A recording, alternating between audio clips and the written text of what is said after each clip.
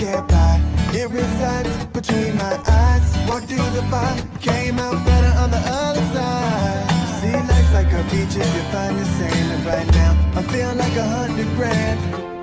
You are listening to Inspired Insider with your host, Dr. Jeremy Wise. Dr. Jeremy Weiss here, founder of InspiredInsider.com, where I talk with inspirational entrepreneurs and leaders. You know, Kasim, I had 2 teeth taken out, so I'm wearing a retainer. So I have like a lispy sound. So that's where that comes from. So people Makes you sound smarter. My first 2, my top 2 teeth, when I had a rollerblading accident, I face planted, and so I don't have those. So I'm getting surgery. But I just roll through whatever. So one thing I do want to mention, Kasim, I'm going to formally introduce Kasim Aslam in a second of Solutions 8. You can check out his website at sol8.com. But Kasim, I always like to mention other episodes people should check out of the podcast, and Ralph Burns, Tier 11, who you know well.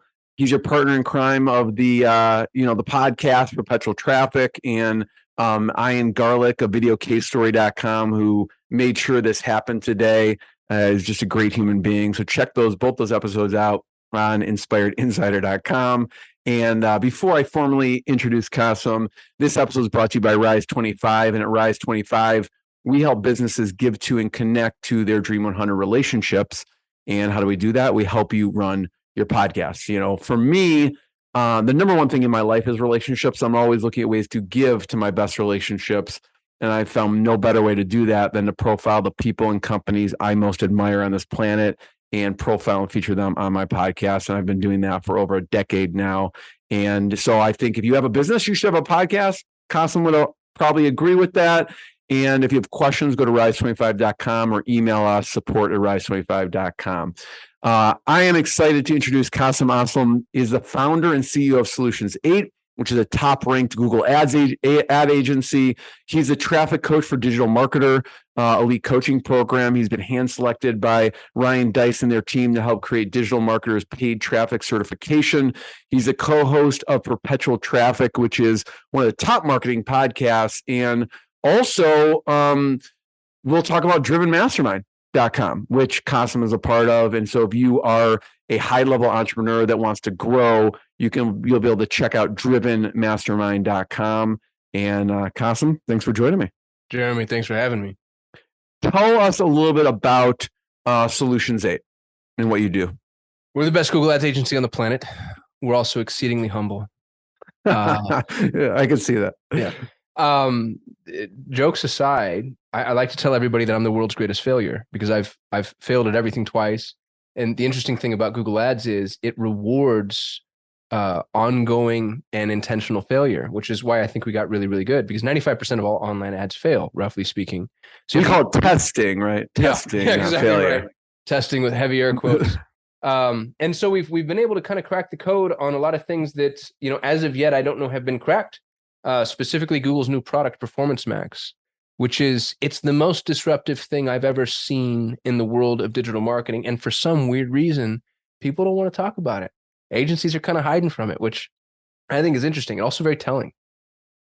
We were talking before we hit record, and one of the things that's on your mind is the future of traffic. Media buyers are going to have to experience a paradigm shift that's tectonic in nature, or they're going to be irrelevant. Buying traffic used to be driving a Formula One race car. You're going 250 miles an hour, you're making micro adjustments second by second, and you're really in control. Buying traffic now is interstellar space travel at the speed of light. You don't get to drive the spaceship. You tell the spaceship where to go, you give it your parameters, you serve it, feed it, monitor it, but you have to take your hands off the wheel. And that's a pretty easy thing to say conceptually. It's an easy concept to grasp. But what's funny is then you throw somebody behind the ads dashboard and there's just like instinct takes over and they start tweaking and playing. And there has been an event horizon on the horizon, if I can be redundant here for just a minute, where AI truly takes over. And we've reached the point where with human influence, the machine does the work. And that's terrifying for a lot of people. So terrifying that I happen to have insight into two of the largest agencies on the planet, 9-figure valuation agencies, massive spend under management. Their internal discussion has been, we're not going with Performance Max because we don't have the control and we don't like the reporting. And it's funny, man, because they're a horse and buggy manufacturer and they're not willing to switch over to the automobile because they just don't like the way that it works. And like it or not, this is it. This is it. And what's funny is I think I'm 24 months ahead of the curve. So if you're listening to this right now, go play with Performance Max. And a lot of people are being really dismissive. I've had people say, "Oh, it's Google Ads Express all over again. It's only selling brand. It's only display. It's, and I think it's going to be, I'm trying not to be hyperbolic, Jeremy. I think it's going to be 10 times as impactful as when Facebook added ads to the newsfeed. It's going to be a category kingmaker on every level of analysis. And then it's going to usurp and unseat a lot of incumbents. And I'm kind of excited to see that too, to be honest with you. I've heard you say, Kasim, that if something pops up like Google suggests, you don't do that, right? Google's recommendations are Google recommendations, yeah, right? Yeah. Google's recommendations are a red flag that you're about to be taken advantage of. I'll give you a really specific example. When you build a Google ad campaign, Google asks you to define a geographic region. And then they have a very hidden setting. As a matter of fact, in Performance Max, sometimes it's not available at all. They have a hidden setting that says, there's a radio button that says you're targeting people in or interested in this location. And that says, in brackets, recommended. Here's the problem. There are way more people interested in any geography than there are people in that geography. That's a fact. So you want people in or regularly in this location. And I can tell you, I had the highest performing real estate investment campaign on the planet for 7 years. We minted money. We're talking, like Sell My House Fast, Home Investors types. The thing that set us apart, Jeremy, was knowing that button. Because Google defaults to people in or interested in, which means you're generating irrelevant leads. And when your lead is $1,500, that margin for error is huge. It's huge. And it's little teeny tiny things like that. When I don't buy my course because it's out of date, but my Google Ads course was called You versus Google. And that's the way to think about it. Google doesn't have your best interest at heart. Google's not trying to help you be successful. They're trying to maximize the value of their inventory. So their recommended settings, more often than not, are in their favor. Now, sometimes there's a parallel course. Sometimes they're in your favor and in their favor and your favor, but not always. And so it's really worth thinking those things through and then testing them. And, to, again, maybe get a little arrogant, listen to the people that have already made those mistakes. I've got 200 accounts under management. We managed $54 million in ad spend. I've done it, been there, and all my education is available for free. The reason it made me think of that, Kasim, is that when you mentioned the AI and, getting on the car instead of the horse, when I see something like Google suggests, it almost has the perception to me that there's some AI involved, right? They figured it out, so just let them handle it. But that was my perception of it, right? Well, that's true. I think that's the correct perception is Google is using machine learning in order to make strong recommendations. But it's interesting that there's a line of demarcation because so much about Google is a black box. So Google will do things within the black box that you have no control over.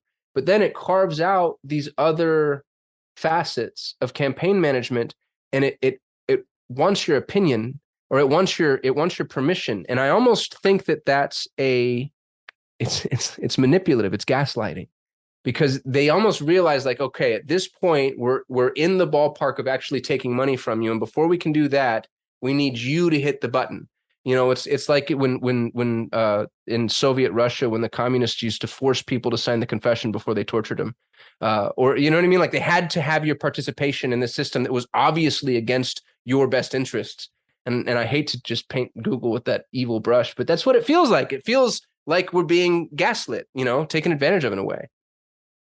You mentioned in the beginning, and I've heard you say this before, about you've had a lot of failures, right? What sticks out to you as a big learning experience we'll say learning experience, failure. If you're saying failure, I'll say failure, but most of the time I'll say learning experience. I don't say, hey, you're a failure, Kasim. But what do you think back on one of those pivotal points that really shaped you? I was 20 years old. I'd started a business. I was building software, and I was making more money than most 20-year-olds make. And I had no idea how to use money. So I had a big house on the hill. I had the asshole's car. I was, picking up the check everywhere I went. And my identity was wrapped up in the fact that I could do that. And when the economy collapsed, I realized, like, I don't own that house. The bank owns that house. I don't own that car. And I, foreclosure, repossession, near bankruptcy, living in squalor, going to Costco on my expired card, eating free tryouts to survive. It was bad. And it's because I didn't know how to play the game of money. And I think entrepreneurs need to get, I hate to go Dave Ramsey on you, because there's some things he says that I disagree with, but dude, you should have your war chest. I don't have any debt. My wife and I drive Hyundais. The only reason I have a mortgage is because my CPA was like, you were missing out on a huge tax break with it, but I think that you should have, there's that John Goodman monologue from the Mark Wahlberg movie. You know what I'm talking about? Where he says, approach life from a point of FU. And basically have the foundation that allows you to take risks when you want to take them, to make investments when you want to make them, but to also weather any storm, because the flood is always coming, to quote Jordan Peterson, always. And if you're not ready for it, it's so easy to be like, gosh, and it's so unfair. I never saw that coming. And I want to take that excuse away from you right now. There is something, sadly, God forbid, something catastrophically damaging is going to happen to you, the economy, the business, your industry. I don't know what, but it guaranteed on a long enough timeline, it probably dozens of things. And there are some people that are equipped to take them and some people that aren't. And I was ill-equipped to take it, and it almost destroyed me. But I'm so happy it happened so early, because now, man, there's some things I might not be able to survive, but I'm effectively a prepper at this point. Sans the zombie apocalypse, there's very little you could do to take me down. One of the things that I really love, you do a full video on this, so I encourage people to check out, about hiring. And it's going to be a good video when you start off with, I'm not sure if I want to share all this, right? So I want to hear your thoughts on offshore hiring. Yeah. So I've got 80 employees, and I love them all dearly and deeply. And one of the things that people always say when they get exposed to Solutions 8, they're like, where do you find these people? They're flabbergasted. The only thing I've really done well is just find people smarter than me and then convince them to come work with me. But I have a hiring system that I call the Pareto talent system. And it's built over the course of 15 years of just making massive mistakes. And I won't go through it on the call because you can watch the video. It's not gated. But the gist is, I pay more than anybody's willing to pay in that ecosystem. So in the Philippines, for instance, a full-time VA can get about $500-600, $700, $800, $100 if they're good. I pay $1,500. I double it. But I make them jump through an insane amount of hoops, and I make sure that they're a badass. And then I treat them well. I treat them like a real life human being. And I make sure that they feel involved and incentivized. And what's funny is, so many people, when they offshore, they think that this is, we're going to go find somebody to do the grunt work, the data entry, the whatever. My CTO was a EA that I found, and he lived, he's from Ukraine. The gal that was my EA, Julianne, is now our director of automations. Like, I have found the most amazing talent, and they just lost the geographic lottery. We like to be, and I'm not so sorry, I'm about to jump on a soapbox, but it's an important one. If you were born here, like, you didn't do it. I hate it when people are like, I'm proud to be an American. I'm grateful to be an American. You know what I mean? Like, thank God. And I'm not just talking about the US, US, Canada, UK, whatever. But if you're born in like Karachi, Pakistan, or Uganda, or, the Philippines or whatever, you are at a noted disadvantage. You're at a noted disadvantage. You did nothing wrong. You lost the geographic lottery. But like, my EA dude could be the CEO of any Fortune 1000 company. She is a freaking genius. Poor girl was just born on the wrong side of an arbitrary line. So don't think for a second that talent doesn't exist elsewhere, because it does. You're just not paying for it properly, and you're asking for too much. People that go offshore, they're like, oh, I need somebody that knows web, graphic design, PPC, SEO, can make cold calls. And I'm like, what person do you know that lives here can do all that BS? You know what I mean? That would want to work for you. Like, maybe there's an entrepreneur out there that's a Swiss Army knife, but if you want a high value employee, go get an ultra specific job description, be very clear about your expectations, pay them something that's exciting to them, and you're going to find. And I've gone everywhere. I'm on literally basically every functional continent now. It's unreal, the talent pool that's available. And then it's unreal what they bring to the table when you actually allow them to take things and run with them. I have a young man who works for me. His name's Efe. He's in Turkey, and he stalked us on our YouTube channel to come work with me. And the kid keeps coming to me and talking about, I want to open alternative ad channels. We don't manage Facebook. We don't manage Instagram. We don't manage, there's huge opportunities here for Solutions 8. And I haven't taken him up on it yet, but I'm going to at some point. And it's interesting because he would be dismissed by a more traditional agency as, oh, he's an offshore resource. He's a VA. He's a leader, man. He's so much smarter than I am, so much more industrious than I am. So, you know what I mean? Like, just born on the wrong side of an arbitrary line. And I'm not trying to diminish people's culture or countries. That's not what I'm doing here. I'm just talking about the economic reality of having the reserve currency and the fact that the US dollar is just going to go enslave everybody. And we benefit from that. And in so doing, I think you as an entrepreneur, number one, have access to a talent pool that most people don't realize, that's readily accessible. And number two, have the opportunity to change lives. I can pay double, triple, quadruple, and I can afford to do that. And I can afford to do that at scale. What would happen to you if you got paid 4x your peers? Like, what kind of quality of life impact does that have? I've got people in Mexico and Venezuela and even Canada, man. If I pay 50 grand US, that's like 65 Canadian, and they're not worried about healthcare. So the world is flat as far as I'm concerned, and you can go get amazing talent everywhere. And I've got, I don't know what, 25 employees in India. And I had some guy, he's in the UK. I won't say his company name, even though I hate him. He wrote, it was the first bad review I've ever got in my entire life. I've been in business 15 years, and he wrote some review, and he's like, I hired Solutions 8, and then they just farmed me out to some Indian.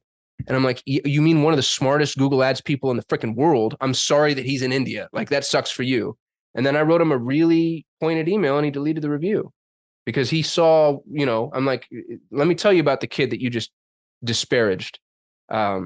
So anyway, that got soapboxy too. I feel a little like I'm yelling here, man. I'm sorry, Jeremy. I'm really passionate about this one. No, I love it. And I want to hear, what countries you mentioned a few. Are there any others that you look to go to? You mentioned India, Turkey, Venezuela, Ukraine, Philippines, Canada. Because I know on that particular video, you talk about Design Pickle, I think it was, and they like to go to the Philippines for design stuff.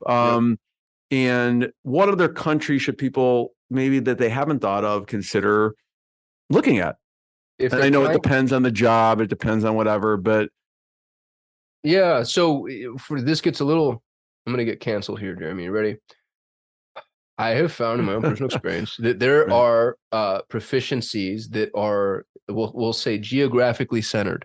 So in the Philippines, you find really phenomenal creatives. Graphic design, web design, video editing, those types of things. If you want the engineering types, I like South Asia, India and Pakistan. But as we're having this conversation, you have to understand that there are cultural nuances that need to be respected. So for instance, the Indians have more holidays than any group of humans I've ever experienced in my entire life. And they celebrate all of them, and they're all important. You'll also, with Indians and Pakistanis, if they tell you it will be done Friday at 2, it's Monday at 4. And you can either beat your head against a wall trying to move the cultural mountain that is their weird perception of time, or just account for it. Things like that. Filipinos can't say no. They're the least combative humans I've ever met in my entire life. So if you ask them to do something, they'll do it, and then they'll suffer in silence, and they won't tell you that you're asking for too much. Eastern Europeans can't do anything the wrong way. Try asking an Eastern European, like, hey, the client wants it done this way. Well, no, that's not right. We need to do it this way. Well, I understand what you're saying, and I agree with you. The client wants it. They won't do it. They will not, cannot. It's not in their frame of mind to do anything other than the way that they know it should be done. But they're brilliant. They're brilliant. I love South America, literally all of South, and not just South. I'll say Latin America, because basically anything south of Texas. Generally speaking, they're names that we can pronounce. They're accents that aren't repellent to your more racist clients. They're working our time zones. You have to pay a little bit more. Like, South American, if a good salary for a Filipino might be $1,500, in South America maybe it's $2,000 or whatever. And I'm not talking entry level. Entry level, you can get really phenomenal people for $1,000. And then you want to look at the individual countries too, and some of the nuances surrounding those countries. And then account for the fact that in the Philippines people get sick more often. Which is sad. It's a sad thing to say out loud. It's true in India and Pakistan too. People are going to get sick more often. You're going to have internet outages, power outages, acts of terrorism. This is all, but that's what happens when you go for discount labor. And that's shit that they have to deal with. And then you have, again, what a phenomenal opportunity that is for you to step in and help somebody. So I don't know. Yeah, thanks for going through that. One of the things you mentioned in the process is you make them jump through hoops to see who's serious. So what would be an example of one or two of those? Here's one of my favorite. I'll send you. So first of all, I pay to have them do a trial project, always, no matter what. And I pay in advance. And here's what happens to me. I'd say 1 in 5 to 1 in 10 times, depending on the role, they'll ghost me. So I'll say, what's your PayPal? And I'll send them $20. And then you never hear from them again. Now, this is actually, you might think to yourself, well, gosh, it's $200 a hire because it's the short list that's getting the trial project. But what a phenomenal opportunity that is to find out you're a piece of shit before I hire you. I just paid $20 because now here's somebody who's going to access to client lists and programs and applications, and they're going to represent me. So I'd love to pay $20 to find out that you're willing to, sacrifice the opportunity for a great job just because you found an easy $20. So I pay them to do this trial project. I also do that because I want them to know I respect their time. Because the other issue is the fact that I am paying as much as I'm paying. What I get a lot of people thinking is this is a scam or it's not real or I'm going to take advantage of them or something. So pay them to do a trial project, but then I make it hard. So I'll do something like I'll say, oh, log into this Canva account. Here's the username and password. I'll give them the wrong password. And then I wait to see how long it takes for them to figure it out. Because if they tell me, I also don't tell them when it's due. I'll say, when do you think you can get this done? Can they manage expectations? Can they communicate? And they'll say, oh, Friday at noon. Well, if I get an email Friday at 10 saying, hey, the Canva password's wrong, kind of know you're a procrastinator. Like there's so just little things. I want to see not just can you do the job, because that's actually pretty easy to find, generally speaking, especially if you're niche down enough in your job description. How do you communicate? I like to schedule an appointment and then cancel at last minute. Do you get mad at me? Do you get pissy? How do you feel if you know what I mean? Like, hey, so sorry, I had to reschedule. Do you even follow up?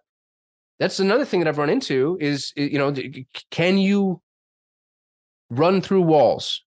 If I make this hard, can you still get the job done? And if you can, are you just the type of person who's like, oh, I've got a really good excuse? Love it. From a culture perspective, right? You have people all over the map. Yep. How do you maintain that company culture? It's hard. It's hard. What I've started to do is be a little more distributed within specific departments.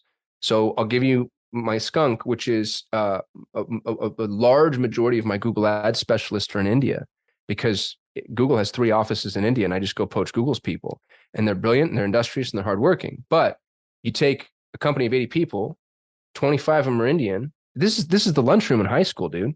Like people sit next to people that are like them, and they talk to people that speak their language and understand their culture and eat the same. You know what I mean? So it's just a natural inclination for, herd mentality for people to kind of clump, like with like. And so what I'm doing now is, my Google Ads specialist, I've got one that we just hired from Colombia and one that we hired from, I forget where she is. She might be from Brazil, but I'm splitting it up. And when you do that, the culture that is adopted is the company culture, because sans, indoctrinated birth culture, you need to grasp onto something, and then the company culture becomes much, much, much more accessible. One thing, Kasim, that I see that you do, which is really interesting, if you go to the website, is, I'm going to pull it up here so we can take a look at it. One piece of company culture is you have a employee spotlight page. Yeah. Right. Yeah. I wanted people to feel important, and people that are used to offshore jobs are used to not feeling like they're really a part of the team. And so we go through, and every single employee, as long as what got kind of sad is, we'd write a spotlight blog on somebody right away, and then we end up letting them go. And it's like, well, do we take it off? So I think they have to have been with us for 6 months. I forget what the marketing department decided. But there's a spotlight on everybody, and we want people to get to know them. It also helps with the humanization. Like if you're going to work with somebody offshore and I'm going to assign them to your account, everybody has, and I'm not talking about unconscious bias training here, Jeremy, because I don't believe in some of the more woke bullshit, but everybody really does have a level of prejudice that I think we don't necessarily recognize. There's a quote by Sojourner Truth that I really love, which is, we're all victims of our own experience. Nobody can eliminate prejudice, only recognize it. So if you feel some type of way because you've had way too many call center calls from somebody in India, I don't blame you. Maybe I feel that way too. But if I send you an article and say, hey, here's Ankar. Ankar's 23 years old. He loves to play badminton, and he might be one of the smartest Google Ads strategists on the freaking planet. And here's a video of Unkar talking about it. Now, I think I just broke down that wall. It's just humanizing your staff in a way that allows people to see a distributed team can still be a team. Thank you. Yeah, because I feel like this is missing. A lot of people don't have this piece, and there's another part of your website I want to talk about, which is the pricing page, which is also I would venture to say atypical in the agency space in general. But I do want to start just to give people a better sense, a stronger sense of what you do over at Solutions 8. People can check out, obviously, there's a case studies page here. But there was one e-com brand that you worked with. I'd love for you to talk about what you did with them. Yeah. So I can't use them by name, sadly. However, we were able to achieve and maintain. That's a really important part, because everybody likes to pull out their case study and be like, oh, I spent $4 and made $1 billion this weekend. You know what I mean? But we were able to achieve and maintain a 15,000% return on ad spend. 15,000% return on ad spend. It was insane. It was literally minting money. The only reason it stopped is because they ran into supply chain issues. All their products were coming from China, and the containers stopped coming, and they're still having problems. Had they not run into that, I don't know where that campaign would have gone, but it would have been insane. And that's just, I can't even take all the credit for that. That's the power of Google Ads. When Google really learns who buys from you, especially if you're in a blue ocean industry, there's nothing that can stop it. It goes out and it finds more buyers. Let's talk about your process for a second, but let's start with the pricing, right? So again, we're on, if you're listening to this right now, we are sharing a screen, which is sol8.com/pricing. And, they have a bunch of things about transparent pricing, no long-term contracts, complete ownership, and control of your account. And if you could check this out, but if you scroll down, what's really unique about this page, at least Kasim, what I find unique about this page, I don't know if you'd agree with me or not, but there's a calculator here. This is curious to find out what your fees look like. So there was a definite conscious thought of why even put this on there. Like, they could talk to you, you could do it, but there's this nifty slider that you can actually do. And it has, again, if you're just listening to this, first month, total fee with base, and fee as a percentage of spend. And so you can move this. This is add your monthly Google Ads budget below. And so I can add, if I'm going to spend whatever here, I can slide this around. You can also type it into the field there. Type it in here. So tell me about why I even put this on here and about this pricing calculator. I believe marketing should attract and repel. And I think that if you really want to scale your agency, and some agencies don't want to scale, by the way, and that's okay. But if you really want to scale your agency, you should productize your service offering. I'm not the first person to say that. Jason talks about it a lot. If you can't price your offer, you haven't productized your service offering. That's a fact. I'd be open to somebody challenging me on that, but I can't think of an instance where that wouldn't be true. So I like making the pricing publicly available, because if I'm positioning my value proposition well enough and this prices me out of your market, well, that's great. I'm glad you know that. I'm glad I know that. And I was able to save us both some time. I think it's hubris to think like, oh, all I need to do is get you on the phone. Why? So I can talk you into something that you don't want to do. We're not salespeople. And we continue that narrative throughout. We do nothing but negative selling. Here's why this might not work. 50% of all Google Ads campaigns fail in the first 90 days. You're in a competitive ecosystem, et cetera, et cetera, et cetera. So I like people to know everything they need to know in order to make an educated decision. And what's funny is, Jeremy, I can't tell you how many times I hear people say, thank God you have this. I'm so grateful. Like, this made it so much. I'm going with you because just tell the truth. Those are our 3 core values at Solutions 8: truth, responsibility, love. The website says heart because love turns people off, but I mean love. Just tell the truth. Tell the truth about what it is. And if it's not right for them, that's okay. And if you're afraid about, maybe they don't understand the value, then fix that. That's not hard. Build the content. We live in the age of the educated consumer. They're going to consume the content if they're really interested in buying. So I'm pretty bullish on this point too. I don't think it makes sense not to include the pricing unless all you do is custom and bespoke. Talk about, this pricing calculator. What's a typical customer? Someone, if they're, I'm going to spend, I don't know if maybe you do get startups that want to start slow and scale up, or maybe not. What is typical?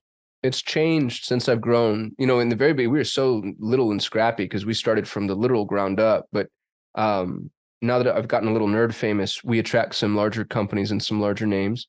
Our minimum ad spend, to put it in perspective, used to be $3,000 a month. Now it's $10,000 a month. I will take clients under $10,000 a month, but in what we call our incubator program, and we only take them if we think there's a very strong opportunity. But $10,000 a month at my price range is $2,500. And $2,500 a month on a $10,000 spend is not inexpensive. That's 25% of your ad spend.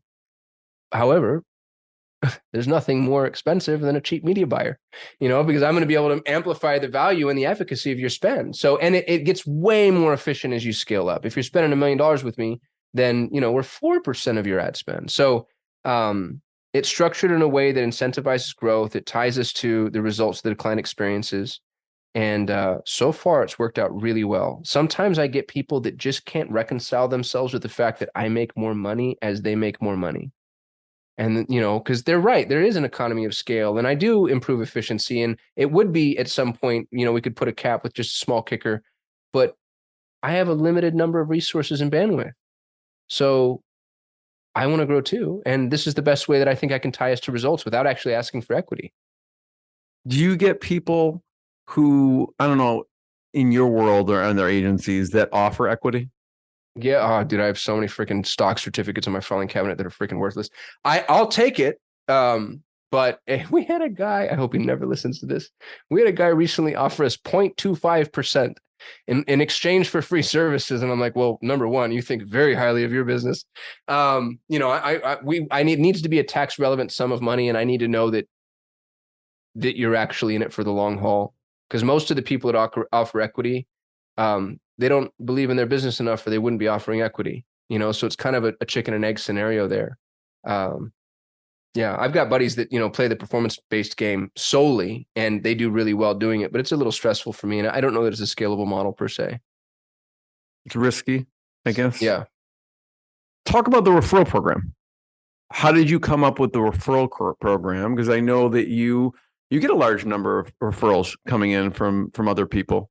Yeah, our best clients come from referrals. Most of our clients come from Google Ads, obviously. We eat our own dog food, but our best clients come from referrals. And the referral program was a very natural evolution. People started sending us work, and, some people ask, some people don't, but you always want to pay. I feel like, in the agency world, pay first, pay more, pay often.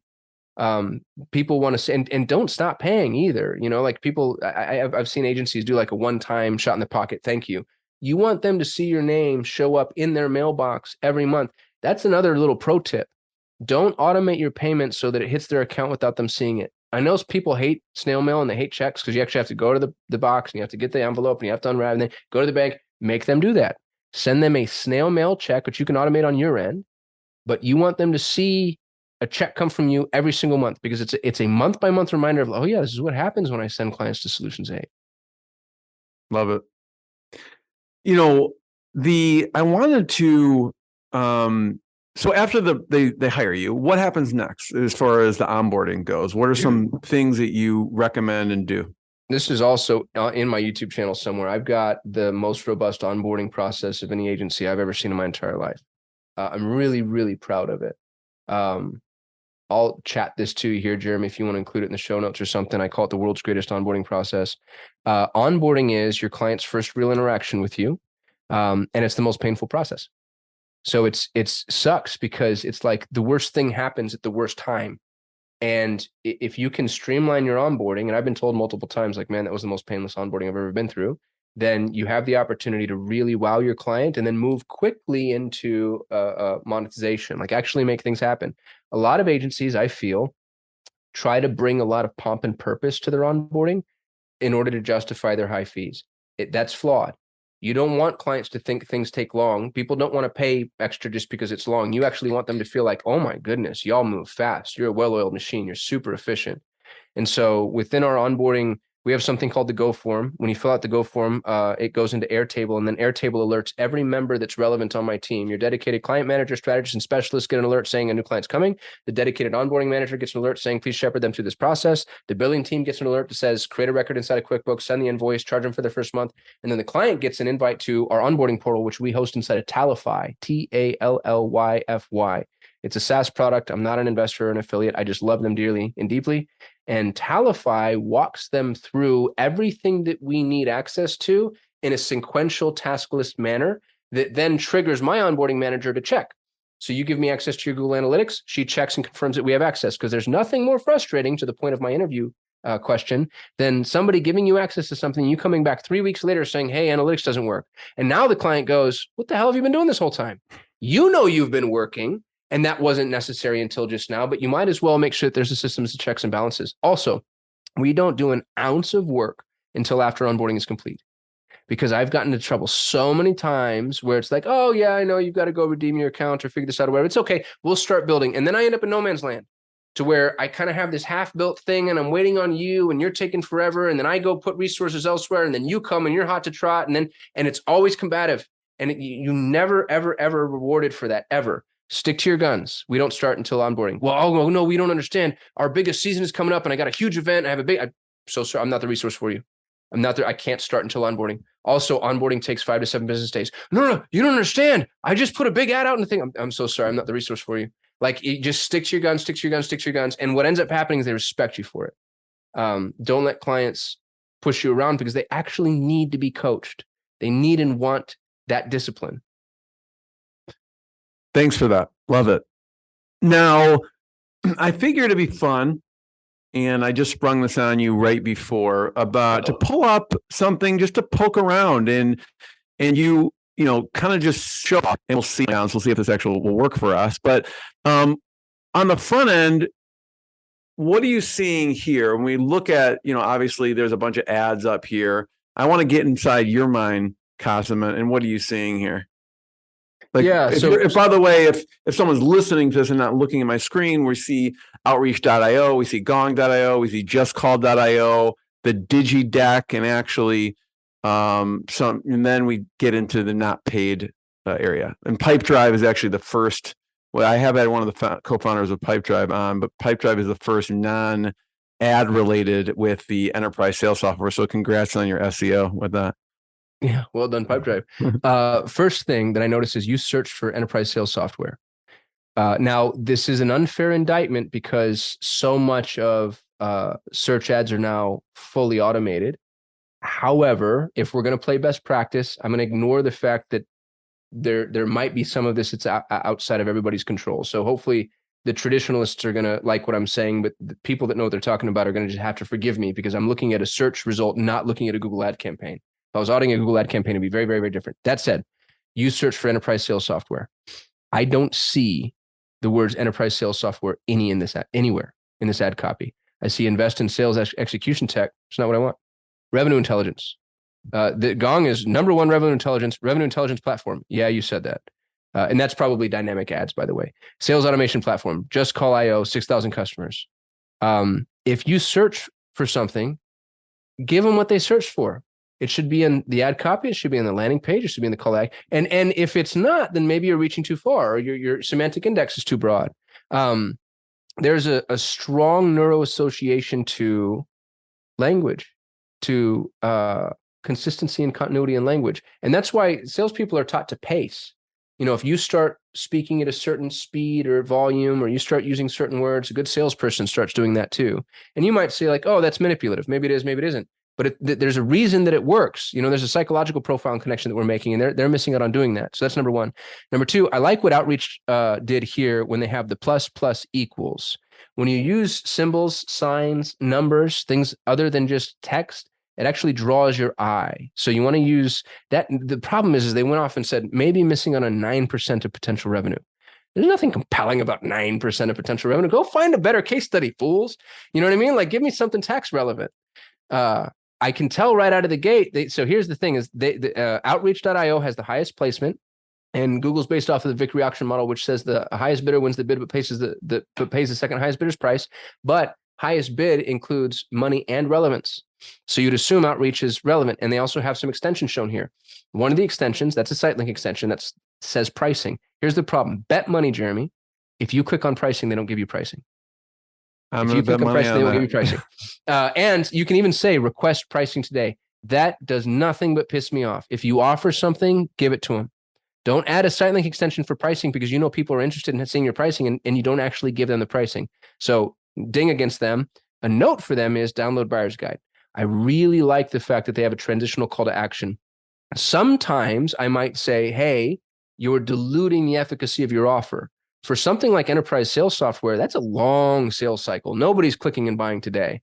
So offering a transitional call to action right out of the gate, especially for somebody who might be doing an early stage search, is a good opportunity to capture an email address and then market to them in a silo. Gongs, I like the number one for revenue intelligence. I don't like the redundancy, but that's probably not their fault. They're not occupying a ton of real estate, these last 3 ads, but that might be Google too. None of the copy, none of this is compelling. You know, there's nothing here that really makes me I noticed stop. right away you really go after the copy. Oh, well, you kind of have to. That's I mean, that's all we have to go off of. Right. You know, they're not even using title case. Every letter, and actually the folks at the top, who's that again? Outreach.io. So you notice how outreach says, find out why your org, and FOWYO are all capital. That's called title case. And when you do that, it A, occupies more real estate, and B, it draws your eye.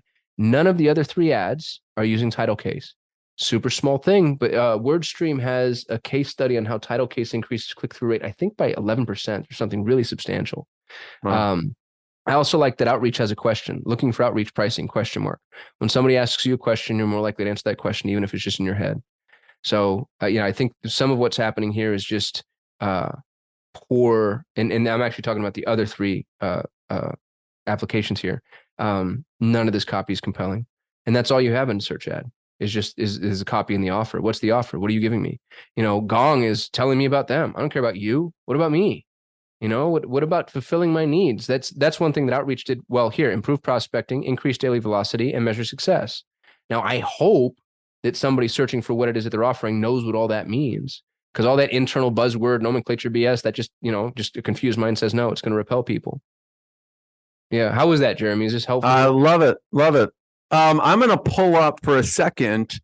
I know we only have a couple more minutes, and there's 2 things I want to talk about. I want to talk about this and one other thing. So maybe we'll look at this in a minute. But when we go to Gong, here's what we see. Any initial thoughts on this when we hit the page? Yeah. So first of all, there's not a call to action. Oh, there it goes. It just loaded. And even that's not great. So they have book a demo in the header, but top of fold, there's nothing for me to do. There's no phone up. There it is again. Look at how slow this loads, dude. This is nuts. So probably my fault. I don't know that it is. Yeah. I don't know that we're able to blame ISP. You need a page that loads lightning fast. Lightning fast. You're paying for traffic. And if it doesn't load within, a fraction of a second, people are going to jump ship. So here we have the primary call to action is book a demo. They have it in their header, then they have it above the fold. And then let's look at their offer. Conversation intelligence. Stop losing winnable deals. So they've coined their own term, I think. Conversation intelligence isn't a term that I'm familiar with. And now they're saying stop losing winnable deals. So then there's just way too much blocks of text here, man. Conversation intelligence is how sales leaders find out what separates the best from the rest and build a winning playbook. I'm confused. I don't understand. I don't know what the offer is. I don't know what you can do for me. I don't know what this is. Do you know what? I'm actually asking honestly. Do you know what Gong is or what it does? I mean, only because I've come across them before, but not in this instance. I have no idea what they're offering. So they need to go and simplify their offer down to the smallest point of understandable value at the very beginning of the funnel. Yeah. So it might be something like improve sales intake speed. You know what I mean? Like the easy, early, understandable, bam. Improve sales intake speed by 51% in 2 hours. Find out how. Quickly, Kasim, I know you have to jump in 1 minute, and I want to just talk for 30 seconds on the drivenmastermind.com. What's going on here? What can people check out and expect? And there's I know some of these people. There's Steve Sims, there's Tony Grebmeyer, Vinny Fisher, Rich Goldstein, some amazing people on this page. I mean, Jason Fladlin's just a whiz at anything marketing. So talk about this for a bit before you have to hop off. Yeah, they sunset War Room, which was my favorite place in the whole wide world, to be honest with you. It's the #1 marketing mastermind for 13 years. And Perry wanted to continue the legacy. So he reached out to us, asked if we wanted to partner. And we're going back to the roots of what War Room was. This is what I like to call mastermind with teeth. So if you want to make money, if you want to grow, if you want to scale, this is for you. You can't send your EA. I don't want to sit next to your kid. We're not here to be touchy-feely, heartfelt. Dude, all that's great. I love all that. All that kumbaya stuff, that's awesome. Somewhere else.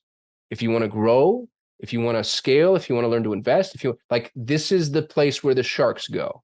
And if you can swim with us, that's all. And I mean, look at the faculty, man. It's a who's who, truly.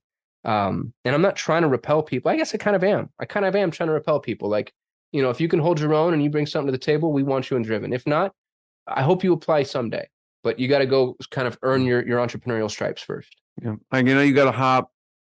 Kasim, thank you. Everyone check out sol8.com. Check out drivenmastermind.com. More episodes of the podcast. Thanks, everyone. Appreciate you, Jeremy. What I got, you can't buy. It resides between my eyes. Walked through the fire, came out better on the other side. See, life's like a beach if you find the sand. And right now, I'm feeling like $100 grand.